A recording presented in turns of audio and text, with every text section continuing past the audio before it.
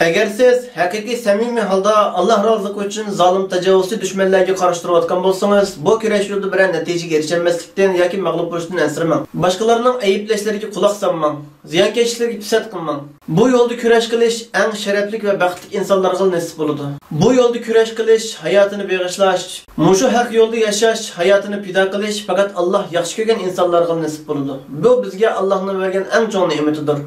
Bu ne'mat hargizmi qo'rqinchoq yarmas insonlarga nasib bo'lmaydi. Bu kurash yo'li izzat bilan yashab, sharaf bilan o'ladigan, jannatdagi mangulik hayotga erishadigan, nurg'ulg'an qiyinchiliklarni va imtihonlarni besib o'tadigan yo'l. Agar biz haqiqiy mu'min bo'ladiganmiz, jasur, irodalik va umidvor bo'lishimiz kerak. Chunki Alloh subhanahu va taolo Qur'oni Karimning sura Yusuf 87-oyatida Allohdan umidini uzganlar kofirlardir deydi.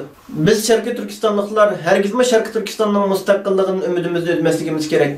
Hattoki Sharqiy Turkistonning mustaqil bo'lganligidan qat'iy shubha qilmasligimiz kerak. Sharqiy Turkiston xalqining hurligidan, mustaqilligimizdan umid uzgan kishi Alloh subhanahu va taolo Sharqiy Turkiston xalqini Xitoy zolimligiga tashlab qo'ydi, bizlarni yordamsiz tashlab qo'ydi deganlik bo'ldi. Bizning sonimiz oz, kuchimiz yo'q, qurol-yarog'larimiz yo'q, biz ojiz, biz Xitoyga qarshi hech ish qila olmaymiz deganlar islom va musulmonlik da'vosi qilmasin. Ular Allohning kuchini unutmasin. Ayni vaqtda munofiqlar va kofirlar payg'ambarimiz sollallohu alayhi va sallamni va sahobalarni ana shunday zalm qilgan edi. Vaholanki islom va musulmonlar g'olib bo'ldi. Hayot nihoyat tez bo'lishi mumkin. Hatto bundan ham tezlashib ketishi mumkin. Ba'zi vaqtlarda kichikgina ishlar tufaylidan, hatto hech ishdan hech ish yo'q, nihoyat umidsizlanib, hayotdan siqilib, o'limni seg'inamiz. Yolg'izlikni xolab, bar kuchimiz bilan varqirab, yig'lab olamiz keladi. Zaminning eng cho'nqur qatlamlariga singib, g'oyib bo'lib ketganimiz keladi. Bu dal qalbimizni va vujudimizni shaytonning ishg'ol qilgan vaqtidir. Umidsizlik va hasrat shaytondandir. Bunday vaqtlarda darhol Allohga duo qilishimiz, sajda qilib Qur'on o'qishimiz kerak. Allohdan sabr va sabatlik, umidvorlik talab qilib, ruhliq, jasoratlik va shijoatlik bo'lishga tirishishimiz kerak. Mana bu insonning o'zi bilan bo'lgan ko'rishidir.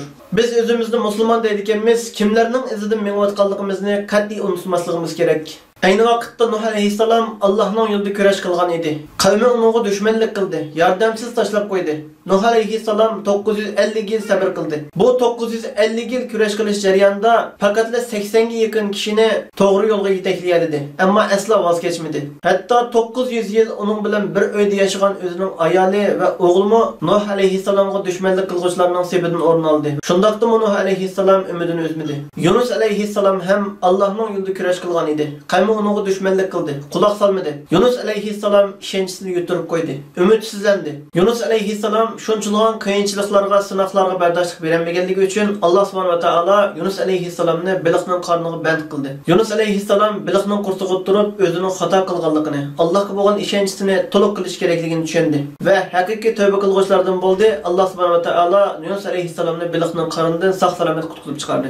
Insoniyatning va payg'ambarlarning eng esili bo'lgan Muhammad sallallohu alayhi ve sellem'ge Allah subhanahu wa ta'ala şundak degan edi. Ey Muhammed sallallahu alayhi ve sellem, sen insonlarni hidoyat qilishga emas, balki da'vat qilishga, yaxshilikka buyurib, yomonlikdan to'sishga buyurulding degan edi.